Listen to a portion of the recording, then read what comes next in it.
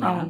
రెండు మాత్రం అదుపులేని ఖర్చులు పోతున్నాయంటే ఒకటి విద్య, ఇంకోటి వైద్యం. బట్ మనకు కావాల్సిన స్కూల్లోకి ఫీజులు కానివ్వండి, ఆర్ హాస్పిటల్ అవసరం వస్తే హాస్పిటల్కి వెళ్తే ఖర్చులు మాత్రం 15% పెరుగుతున్నాయి. 3% ఎక్కడ, 15% ఎక్కడ. Last year ₹1,00,000 surgery, next year 1,15,000. Last year 60,000 కట్టిన ఫీజు ఇవాళ నియర్ 72,000 వెళ్తుంది. అంటే 15% per annum పెరుగుతుంది.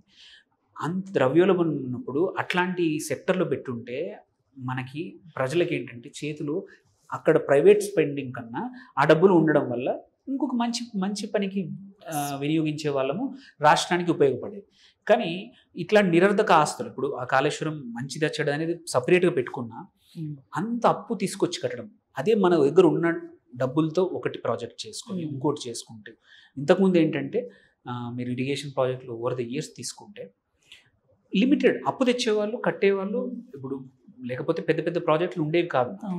వెదర్ మన తెలంగాణ ఆంధ్ర కలుపున్న నాగార్జున సార్ కానీ, ఇటు పక్కన కింద శ్రీశైలం కానీ, పైన శ్రీశైలం అయినా పర్లేదు, వేరే ప్రాజెక్ట్స్ ఏవైనా సరే కొంచెం బడ్జెట్, కొంచెం అప్పులు తెచ్చేవాళ్ళు. ఇక్కడ ఏంటంటే అసలు బడ్జెటరీ చాలా కొంచెం, అది మనకు నంబరు తెలీదు, ఏమీ తెలీదు. సో అదొక గుదిబండ, అంటే గుదిబండ చేసి మన మీద వేసేసిపోయారు. దాని నుంచి రెవెన్యూస్ అయితే రావట్లేదు, ఎటువంటి నీటి బిల్లు లేదు,